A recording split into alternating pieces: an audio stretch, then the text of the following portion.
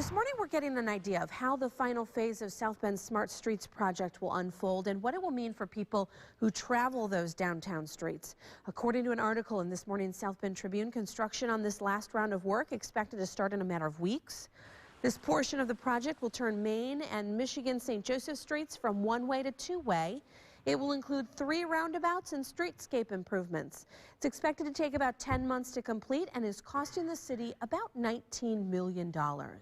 And for more on this story, we turn now to Aaron Blasco from the South Bend Tribune. Aaron, you've been basically following this story since the beginning. You've got an article in this morning's South Bend Tribune about the progress of Smart Streets and where it stands. Let's talk first of all about what you've learned. When does construction start on this latest phase? Well, construction should start sometime this month, possibly within the next couple weeks, as the contractor gears up for the job. The Board of Public Works awarded the contract last week, and it's about $19.5 million.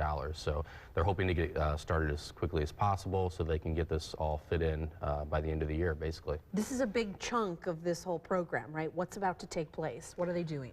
So primarily what they're doing is they're taking Main Street and Michigan Streets from downtown all the way to the south side. They're converting them from one-way to two-way. And then downtown, they're doing some really comprehensive streetscape improvements. They're replacing the curbs and sidewalks. They're putting in new bike lanes, new street trees. It's basically just going to look, brand new for everyone downtown.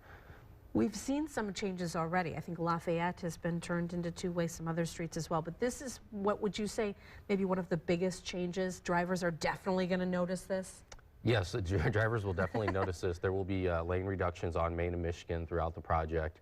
The city is also going to be constructing 3 roundabouts in downtown and then on the south side as well to facilitate the flow of traffic. Those 3 intersections will close for 2 to 3 months at some point during construction, beginning in about June. There will be detours so people can get downtown. And I should say that Michigan and Main Streets will remain open for businesses and for residents throughout the project.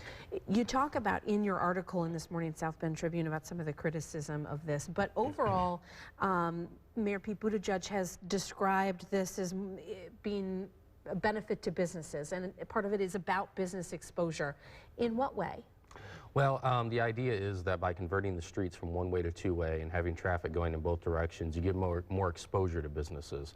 And also by narrowing the number of travel lanes from 4 to 3, it slows traffic down a little bit, which also provides more exposure. There has been at least some evidence that private investors are picking up on that because there is a lot of work going on downtown, and some of those developers have cited this project as a reason that they've decided to invest in the city. So we'll see how that goes, works going forward. And of course you talk about that in the article in today's South Bend Tribune. One more question though, if you drive downtown regularly, how is this going to affect you, especially as we move on into the summer and into the fall? Sure. As I said, officials are just advising patients. Obviously, it's going to be an inconvenience throughout the summer for people to drive downtown. There's going to be some lane restrictions. There's going to be some closures. There's going to be some detours. But what they're trying to do is get this done as quickly as possible. And they also hope to have everything open by the start of the school year in the fall, and also that first Notre Dame football game on September 10th. So. All right, Aaron Blasco with the South Bend Tribune. You can read more from his article on in the paper on your doorstep or online today. Thanks so much.